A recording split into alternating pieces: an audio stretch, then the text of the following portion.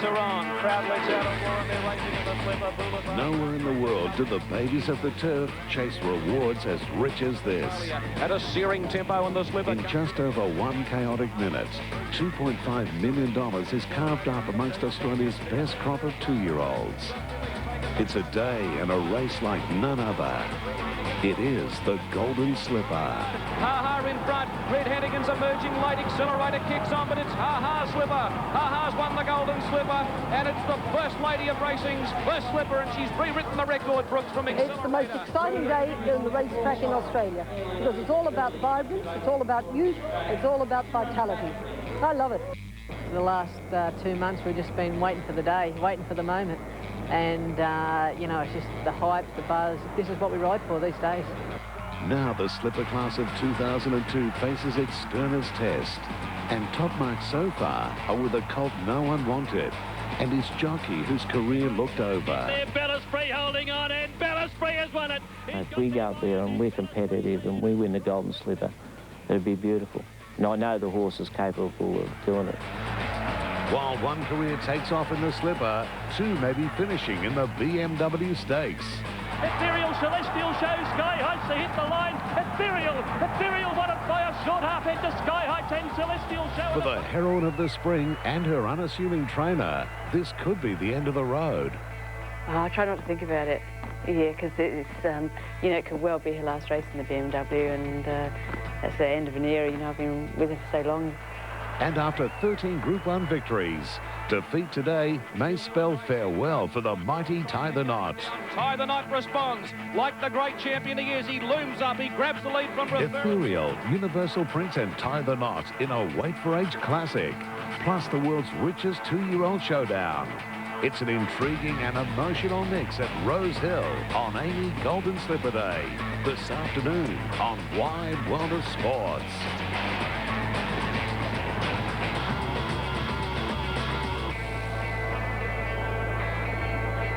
G'day everyone, and welcome to Rose Hill Gardens for the 2002 Golden Slipper Stakes. What a day it's going to be. Beautiful weather, crowd rolling in, and who will be crowned with slipper glory today at Rose Hill Gardens. It's going to be a great race, great conditions, wonderful horses have won it in previous years. Catbird, Beltazur in 2000, Ha-Ha in 2001, Who for 2002. The jockeys, they're naked on the winning post at the moment, but they won't be for too long. A big afternoon here at Rose Hill Gardens, and a big team with me, of course. Kenny Callender.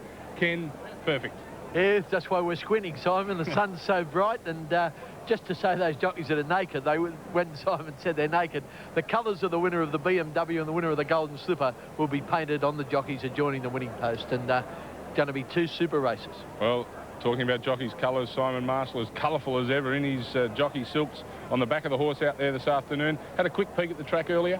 I did, Simon. The rail's out 3 metres. Track is good, folks. Beautiful conditions. Lovely cover of grass on this track. Now, I just want to take you back last week and a fortnight ago when they were racing here. The rail was in the true position. Jockeys on that occasion were moving out 2 and 3 and 4 off the fence. Now, that's where the rail's been moved out today, so fair playing for all jockeys today. Everybody should get their chance, Simon. Simon, they always race 3 metres out on Golden Slipper Day, and the penetrometer reading today, which is a device that gauges how far a weight will go down into the track, is 4.53 today, which is a good track. A fortnight ago it was over 5, so the conditions aren't even similar. And if Rose Hill track's not in good condition today, a lot of questions should be asked, because there's been no rain, and as Simon said, conditions are perfect. Well, it looks fantastic for what is a great race card here at Rose Hill Gardens this afternoon. Let's take you through the races we'll be showing you from Sydney, and what a card it's going to be. We'll kick off at 12:35, the Stevenson's Food Service Stakes, the Queen of the Turf at 1:15, 1:55, the 3-year-olds, the Tulloch Stakes, 2:35, the BMW, the Swan Song of Ethereal, and what a race that is going to be.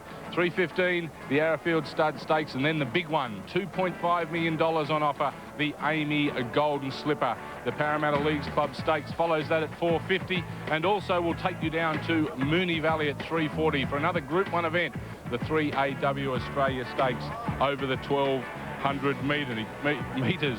Now, scratchings, well, of course, perfect conditions, you're not going to get many scratchings, and today with the weather fine and the track good, the fields really haven't been knocked around too much, other than the Australia Stakes down in Melbourne, where we lose the top weight Thelvalon, which is a big shock to that race, and also Point Danger. So all in all, we're in for a great day. Now let's have a look at the totes for the first race. That's the Stevenson Food Services Stakes. Kenny? Yeah, number 1, Life is Beautiful, is at $7.20. Number 2, Borelli, at $5.50. You Had Your Warning is favourite. It's very hard to read it on that monitor there, at $2. TAB number 4, Able Way, is at $14. Number 5, Chrysal Mirage, is a scratching. Hebe Reeve, number 6, is at $16. The next horse is scratched, Matidi Road. Star of the Seas, which is right in the market. Star of the Seas there at $5.80. Number 9, Touch of Sun, which we've certainly got here today, $59. And number 10, Simi Sue, 25, is it, Simon? Well, if you thought that was hard, let's go straight on to the slipper totes, Ken. Early slipper call, long way to the race, 4:05 p.m. this afternoon. Let's have a look at the early call. Yeah, these will change a lot. I warn you of that. But Bella Spree at the moment is at $7.90. Number 2, Chasseur, at $7. $9.90 for Snowland. Number 4, Planchet, at $16. $9.90 for Yell, which of course is TAB number 5. Number 6, Italian Adventure, is at $61. Should be about 5 times that. Number 7, Victory Vane, a lot shorter on the tote than she'll be with bookies, but I still expect her to be well backed in the ring, is at $5.80. TAB number 8, which is Callaway Gal, at $11. And over the page we go to TAB number 9 for Turn. If we can just get there, that is $12. Number 10, Brief Embrace, at $13. Donna Dinesh from Melbourne at $19. $8.60 for Chuckle. Delolli's at $82. Should be about $400. $48 for Whiskey Galore. And before too long, at in excess of $100. Well, that's what the tote's telling us. I wonder what the bookmakers are going to tell us. Here's Colin Tidy with Andrew Voss. Yeah, Simon, this is where it's all going to be happening this afternoon in the betting ring with Leading Rails bookmaker Colin Tidy. Well, Colin, what can you tell us about the last 24 hours of betting and what you're expecting up to race time? Well, surprisingly, the favourite Bella Spirit isn't all that popular with punters. He's eased out to $4. He's eased out to nearly each way odds. And that really surprises me, because there's no doubt he's the best horse in the race. There's been plenty of money for Victory Vane. It's very, very popular with punters, as is Chasseur. Of the horses a little bit out of the market, both Chuckle and Brief Embrace have been very well supported. It looks like being a mammoth betting race, and all things are happening here at the moment. Well, I suppose a bookie's the best person to ask for a tip. Colin, who's going to win? Oh, well, I'm half keen on Victory Vane, but I certainly think the best value in the race is Brief Embrace. I'm sure it'll be in the firing line halfway up the straight, and it's very, very good odds at $14 to $15. All right, Colin, thanks for that. And I can tell you, fellas, you just read out the tote market. There's half a dozen in single figures on the tote market. With Colin's pre-race betting, there's only 3, and Bella Spree at the moment to run the favourite in the Amy Golden Slipper. Well, thanks for that, Vossi. Colin Tidy, there's going to be a busy day for Colin Tidy down in the ring. Busy day for us up here. What we're going to do, folks, is really have a good look at the Golden Slipper now. We've got plenty of time until the first race is run here at Rose Hill. So we're going to go right through each runner of the Golden Slipper. The first one, of course, Colin Tidy mentioned him, is Bella Spree. He's really done nothing wrong. No, he's had 5 starts for 5 wins. You can't fault that. And Simon Marshall has seen more of him close up than I have. Kenny, that's right. His last start in the Blue Diamond at Group 1 company was quite phenomenal, in my opinion. Folks, when you see this horse walk in the mounting yard today, he looks like a ready-made 3-year-old. He is very forward and very strong. Now, the sectional times he ran in the Blue Diamond over the 1200. Now, from the 800 to the 400, his sectional splits were, you just don't see it any. Like Rancher Kenny was probably the last horse I was able to see a horse make 2 runs in one race. And what I mean by that, Smoky Trelaw went on him at the 800 metres. He knows him best. He went on him at the 800 metres. Phenomenal times. He wasn't entitled to get to the line on that occasion that day, Kenny, but he is a super colt that you can make 2 runs on him. And I think his make-up today, drawing barrier 1 and being in Sydney for the first time, is going to help him that much. He is the horse to beat. Well, I like the horse. It's TAB number 2, Simon. Before we go there, I think, Simon, in what you say, it's a big day for Smoky Trelaw. It's a big day for Bella Spree. And before we have a look at Chasseur, it's a big day for John Simons, the trainer of Bella Spree. Let's hear from him now. Some people think that one with all pressure coming from outside is not always as good as it looks. Would you have preferred something else? Well, you know, the chances of drawn out wide, Snowland that are out wide anyway, so even if you'd been in the middle, they're still going to come across on top of you. So, you know, one, we should be able to just jump out and park where we want to park. In these trials to get his barrier certificate, he was held up behind the speed. Admittedly, that was a barrier trial. Would you foresee tactics like that in a Golden Slipper?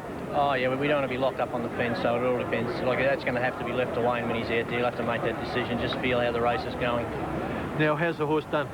Oh, look, I couldn't be happier with the horse. The horse is spot on. His blood's spot on. His work's spot on.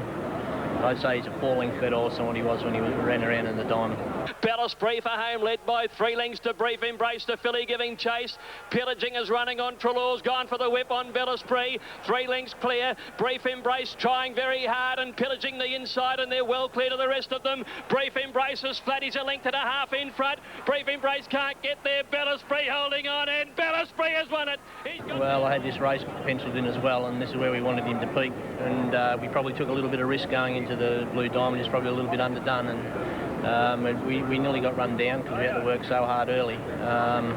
But he got through that, so, you know, I'm going in very happy with the horse, and I know it's a quality field, and it's not going to be a easy race, but I'm going pretty confident that my horse will perform well.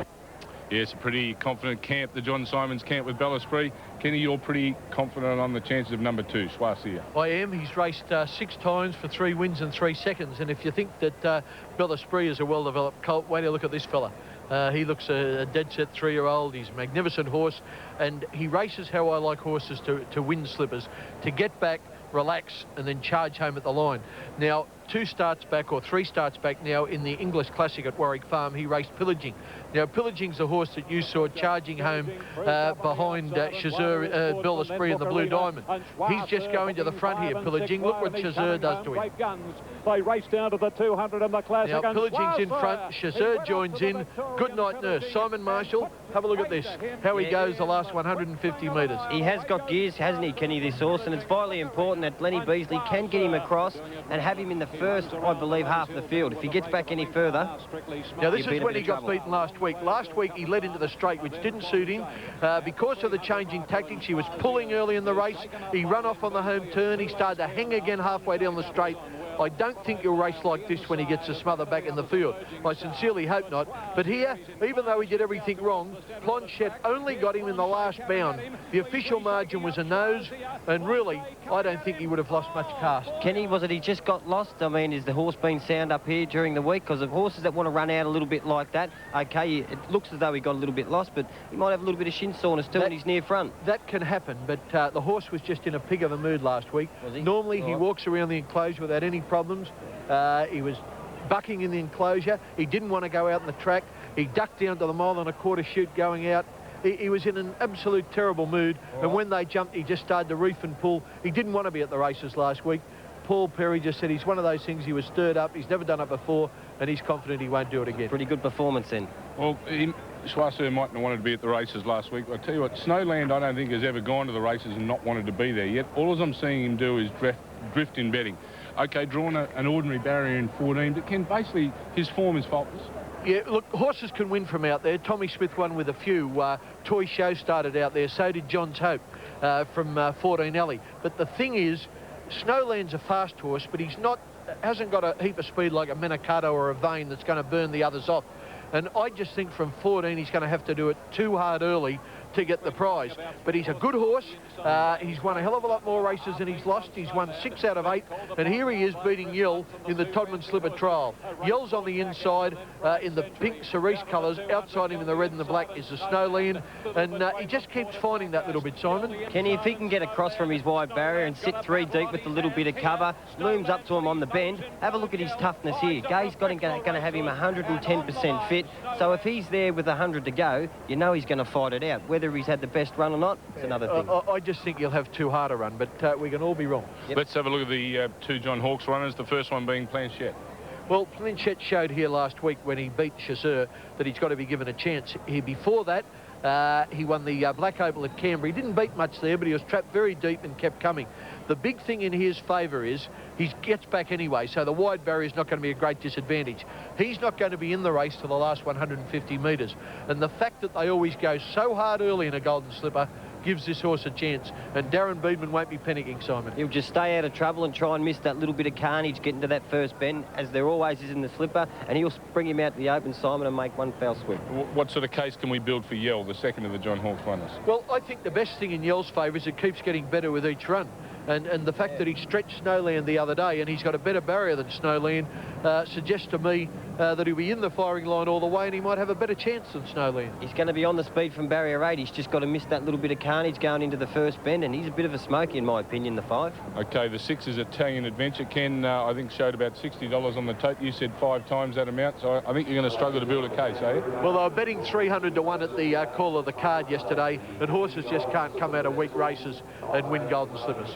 Well, there's the first 6 in the Golden Slipper. We're going to come back after this break and have a look at the rest of the field from Rosehill Gardens.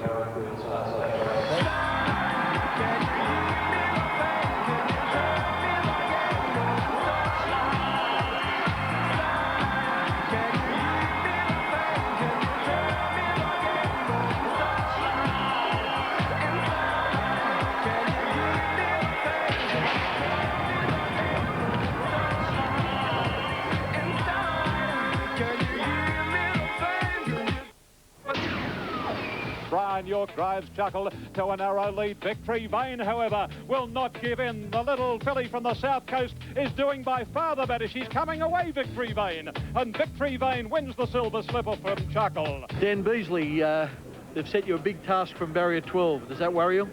I suppose you would have liked to have drawn in a little bit better, Ken, but she's pretty adaptable. I've sort of had 3 rides on her, and 3 times I've rode her differently, so we're just going to have to play the cards that we're dealt with on the day and take it from there. In the stretch at the 300, and Victory Vane swooped upon Fairy Brightier, headed her off. Callaway Gals under the whip, and then Stradica, followed by Sadler Silk, has run a huge race after bluing the start. But Victory Vane in front. Callaway Gal game, but not getting to Victory Vane. And it's the hat-trick for Victory Vane, the Silver Slipper, Sweet Embrace, and now the Magic Night. And you do like Victory Vane as a horse? Oh, for sure, Ken. She's done nothing wrong in every 3 rides that I've had on her. She hasn't put a foot wrong, and she's a great horse to ride. She's remote control, and that's one thing from out 12, whatever, like I say, whatever cards I'm dealt, she's going to adapt to it. So I wouldn't write her off yet. She's still a great chance. Yes, Victory Vane, a talented little filly, and we've been joined on the panel by a talented little colt, and that's Ronnie Dufficy. Simon Marshall's gone to mount his horse, Ronnie, and you've come up with us for the afternoon. Welcome. Thanks very much, Simon. Good afternoon. Let's step straight into it, and Victory Vane, been impressive so far. Well, she's just, conquered every obstacle put up in front of her. She's just a professional filly. You can make 2 runs in a race on her. She relaxes, and that's her greatest attribute. What about the barrier, Ronnie? Well, it's always a concern, but like I said, she can go forward and then relax, and she's a filly you can make a couple of runs on. I think she's the sort of, she's going to look very hard to beat at the Ledger. But whether if a few horses get good runs back in the field with strong finishes, it could change the picture pretty quickly. I sense you're half keen on number 8 as well, Ken, Callaway Gal. I think she's got a chance. I think that she's got plenty of speed. She can either go to the front, which I think she will, or she can sit just off the speed. And she had great performances in Brisbane. And her 2 runs in Sydney, I thought her second run was a lot better than her first.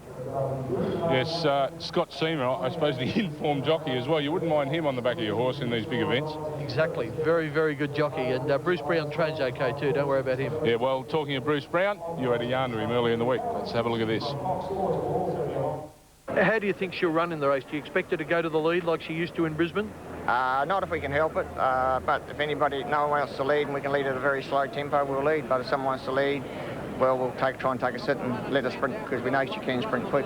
Callaway Gals the leader, 300 metres to go, led by a length and a half. Solemnity in second spot, Sandaster pulled to the outside, but she's kicked Callaway Gal. In fact, she's bolted away. Past the 200 metres mark, she's gapped them. She's put 5 lengths on Solemnity, Sandaster the outside, but she is a filly and a half, Callaway Gal. She's going to bolt in the C.E. McDougall. She's been beaten in 2 Sydney runs. Has that disappointed you? Not really. We come here for one race. She had, before she went those other 1,200 metre races in Sydney, she had 4 starts, 3 wins, and then she went to the 1,200. We've sort of planned our attack. This is her 3rd run back from a spell, and I reckon she'll be tip-top on the race day. On Saturday, Victory Vane got the drop on her. It might be different this week. We hope so, yeah. It's a very, very good filly, Victory Vane. She's obviously going to be the horse to beat, I still think, and the top weight, the favourite, you know. Has she done well since Saturday? Yeah, she's really licked the bowl out, and Scotty Simmons said to me the other day, she just left enough in the tank to tie her up a bit more. Yes, pretty confident trainer, knows how difficult the task is to win a slipper, and a bloke who does know how to win a slipper is Clary Connors. He trains number 9 Fortune. Shane Dyes come in from Hong Kong to ride. Never underestimate Clary Connors in this race. Well, Clary's trained 4 slipper winners, which is second only to TJ Smith, who's trained 6, and Shane's equal with Ronnie Quinton with 4 winners each, so they know what it's like. She was quite impressive, Ronnie Doversey, winning the Riesling Slipper Trial a fortnight ago. Well, she's got a sense of timing about her. You know, she's only had the 3 runs leading into this. She's won a past 2. She's drawn well.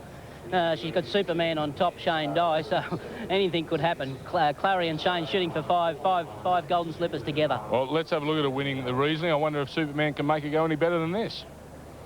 The corner, McAvoy pulling Brief Embrace out to throw out the challenge to Fortune, who headed the New Zealand filly Flying Class, and Brief Embrace is coming out after Fortune, then Jeu Desire, Salome and Kidman on the extreme outside from Smash. Brief Embrace having a struggle to get to Fortune, 100 to go. It's Fortune more than a length on Brief Embrace and then Kidman, but it's all Fortune, and Fortune wins the money. Fortune from a tighty. Well, Fortune, a good win there in the Rising. Are we saying that it was an ordinary run from Brief Embrace? I mean, she couldn't run her down. We can't underestimate Fortune, obviously. People seem to have gone a bit cold on Brief Embrace. That wasn't Brief Embrace, the Melbourne Brief Embrace. She was all at sea the whole race, and I reckon you can forgive her, Ron. I'm a little concerned. I thought she looked very light in the enclosure. Whether it was the trip from Melbourne to Sydney had just taken effect on her, I'm keen to have a look in the yard today and see if she's put on that little bit of condition that she'd lost leading into that race. She was very well back, Simon, yesterday at the call of the card. She was back for a lot of money at around about $18. OK, let's put a bit of French into the race. Number 11 is Dama de Nouche, I'm going to say. A little bit of French for the day. What would you call it? I'd call it a very nice filly from the Lee Freedman stables. And a horse that's been in form in Melbourne and done well, was very strong, beat a filly with a big wrap on it, due by ice, that last start at Flemington. I think she's a very good filly. Lee Freedman's hand-picked her for the slipper. He's had a few other little options. She broke a course record at Mornington when she resumed. She's gone on with the job, winning 2 at Flemington since. I respect Lee Freedman and this filly. I thought she was one of the better long shots. Now, I respect the next horse too. Yeah, well, the only Danehill. I mean, you always find Danehills in big races like this when it's gut-wrenching at the 200. They seem to not so much find a yard, but be able to keep going at the same pace. Chuckle, the only Danehill runner in this race, trialled well last week. It's got to be some sort of chance, Ken. Yeah, she's got a good chance. And I played with Brian York in the Gold Silver Golf Day during the week, and he was saying to me that she's always either been at short odds or you've had to ride her right to beat one horse, like when she was out to beat Victory Vane. She was trying to beat Callaway Gal and give Victory Vane the cold sit on her in the Magic Night Stakes at Canterbury, or the Sweet Embrace Stakes, I should say. Whereas today, he said, I'm going out as a $16 or $18 chance. I can just ride her quiet and hope to get that break in the straight and have one run. I think she's got a hope. We've got the footage of a recent trial. I think we should have a look at that as well, just to give us an idea of the sort of form Chuckle's in. This is very front. Leading, coming around the corner, right? This convinced the owner, Rob Ferguson, to pay $110,000 late entry fee, and Yorkie was pretty happy with this trial run. Well, so he should be. She's just sprinting away from him here. She's become a little bit of a bridesmaid. She's had the 5 starts for 1 win and 4 seconds, but geez, don't underestimate Gay in these golden slippers. She tunes them right up, as we've seen last year when she trifected it. Yeah, 1, 2, 3 last year. We should be considering Gay very, very closely. OK, number 13 is Delollies. Let's have a look at what Delollies looks like. Can we find a case for it? No, none at all. None whatsoever. I don't know what she's doing in the race. Without not even with Singo's luck. to attract confidence. Well, the panel are saying there's no confidence there. Number 14, Whiskey on Ice, not good enough, needs a miracle. Do we all agree with that? I do. Me too. And number 15 in the Amy Golden Slipper is Before Too Long. Yeah, she's probably the best of the last 3, but she still won't be winning the slipper. Barrier put her out. Yep. Ladies and gents, we've had a good look at the slipper. Let's put the experts under the crunch now. Fellows, take us through your trifectas.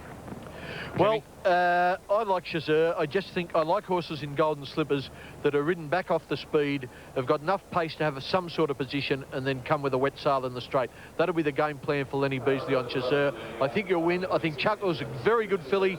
Luck's gone against you in a few runs. I think she'll be right in it, and I don't underestimate a horse who's had 5 starts for 5 wins. I put Bel Esprit third. Ronnie? Yeah, I'm with you, Ken. I'm with Schwazi. I'm prepared to give him another chance. Just wasn't his race last week. This is a different race altogether. I thought Bel Esprit got all the credentials. He looks the danger from barrier 1. And I'm looking for a much improved run from number 8, Callaway Gal. Had excuses at her past 2 starts. OK, let's have a look at what Simon Marshall's telling us, and he's sticking with the Victorian horse Bel Esprit, Chasseur to run second, and Brief Embrace to run third. Well, that's our look at the Golden Slipper for 2002. It's a great race. 4:05 will be showing you that on the Wide World of Sports. But we're not too far away from race 1. Let's have a look at the tapes.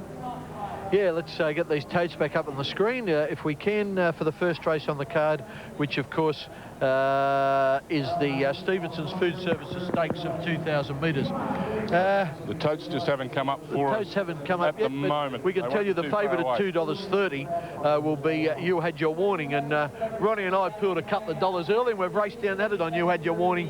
She looks hard to beat, Duff.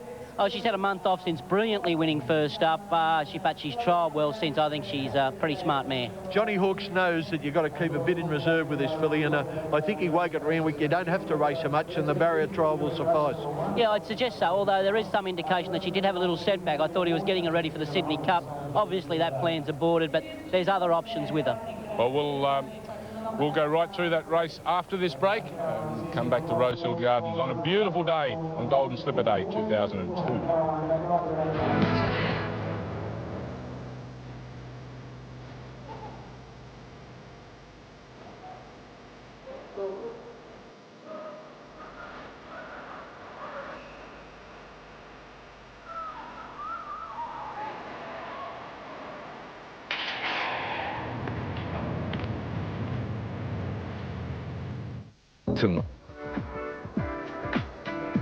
Plenty of people and plenty of colour here on Golden Slipper Day at Rosehill Gardens. Well, the first race, it's just around the corner, not too far away, and I wonder what's happening out in the betting ring. Here's Andrew Voss to tell us all about it. Well, Simon, actually plenty of activity leading up to this first race, and plenty of the punters believe that Gay Waterhouse will start Amy Golden Slipper Day with a winner. Borelli, number 3, has been, or rather number 2, has been the best back runner. The favourite, though, is Not Without Warning, but only just. If you have back Not Without Warning on the tote, you are taking unders. I should pass that on. Life is Beautiful, the other Gay Waterhouse runner in this race over the last 3 or 4 minutes, has been backed heavily. It did have the drifts early, but from the ring, you'd have to say the late mail is for number 2, Borelli. Thanks for that, Bossy, and let's have a look at the tips from our experts here on the panel. What are we going for, boys? You Had Your Warning for me. Same for me. I think she'll get over the top of them here. Yeah, funny enough, I think we're all running scared. Simon Marshall's doing the same thing, and he's over behind the barrier. How are they, Simon? Absolutely sensational, Simon. We're at the 2,000 metre start here behind the marquees. Everybody's whining and dining and enjoying the day, but these horses have all come around. They're nice and fit for the 2,000 metres too. Life is Beautiful. Marked her on top, looked outstanding. The 3, You Had Your Warning.